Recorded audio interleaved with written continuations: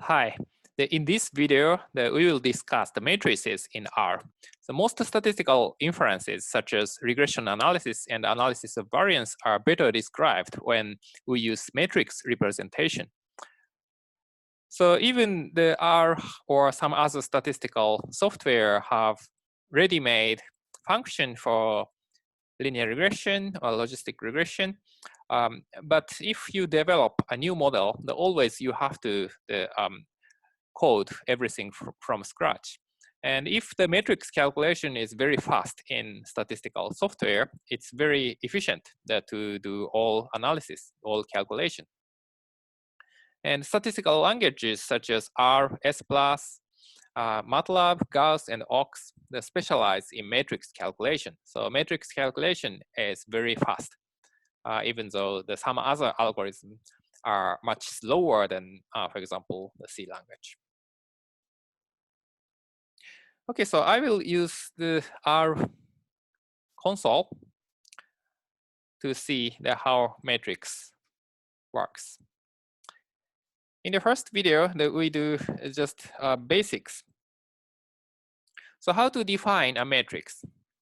You can define matrix by the matrix function. For example, if I put 0 and we specify number of rows and number of columns,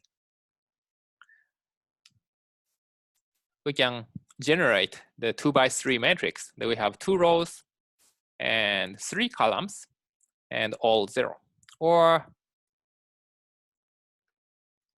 if you put 1 to 6, we have 1, 2, 3, 4, 5, 6. We have 6 elements. Then we can define matrix in this way. So yeah, so we can define the matrix from these entries.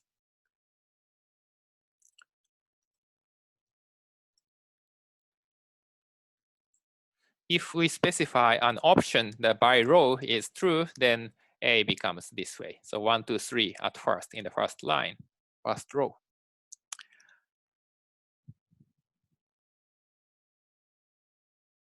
Yeah, so some options can be abbreviated.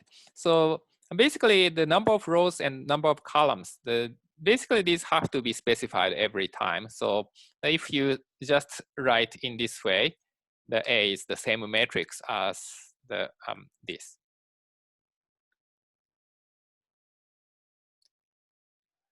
There are some useful functions related to matrices.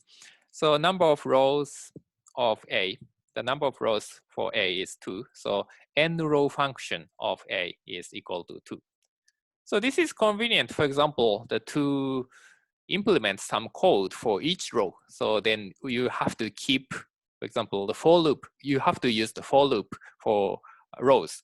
Then how many times we repeat? Then we have to repeat the number of rows in A times.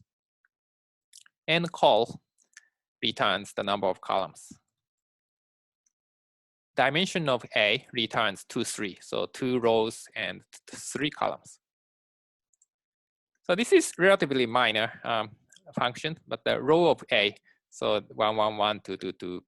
So the first row, we always have 1, and second row, always 2. I don't use these functions often. The column of A also return a similar result. You can access to the specific entry of an A by specifying this, the 2, 2. So this is the second row, second column. So element in second row and second column. So A is this matrices. So 2, 2. Second row, second column. This is 4.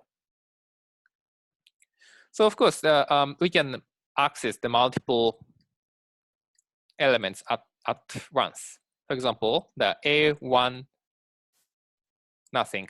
So this is just the everything from first row. So this is the same as 1, 2, 3. 1, 1, 2, 3. Okay, so first row and first to third column, or all columns. And the same thing for column. So this returns the second column. But actually the R does not distinguish the row vector and the column vector. So both are vectors. So R doesn't recognize this as 1x2 matrix or 2x1 matrix. The R doesn't recognize in that way. So we have to be careful. If we put as matrix, if you type as matrix of A, nothing, the 2, then we pick up the second column of A as matrix, so the 2x1 matrix. In this way, then we can extract 2x1 matrix. But if you, in default in R, so this returns just a vector, two-dimensional vector. So row vectors and column vectors are not distinguished. Yep. So that's it. Yeah, of course you can pick up any combination of columns or rows. So A1, C1, 3. This is the first column and the third column of A and first row of A.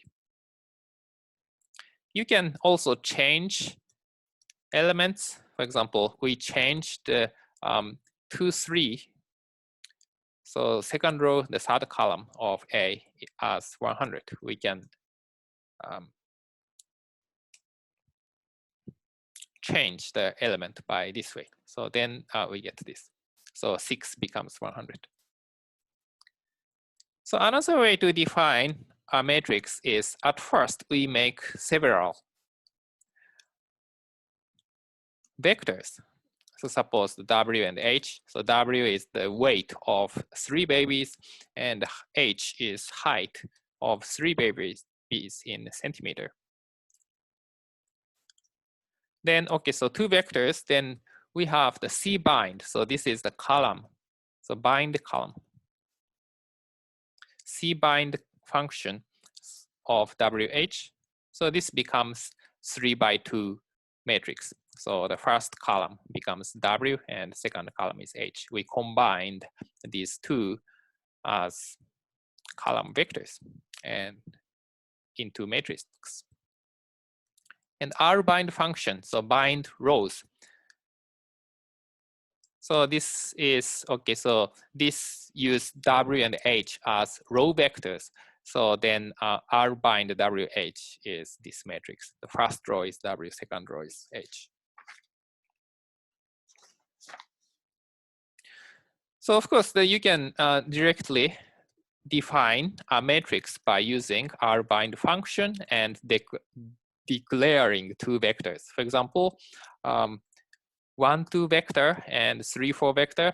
If you bind as row vectors, then A becomes 1, 2, 3, 4. So 2x2 matrix.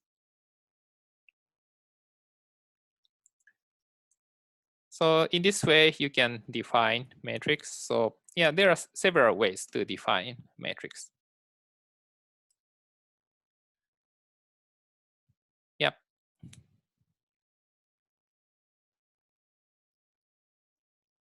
Yeah, also the matrix, you can define matrix with NA entry. So if you don't have to set initial values, you can leave it as NA. So this is sometimes convenient when you code something. So yeah.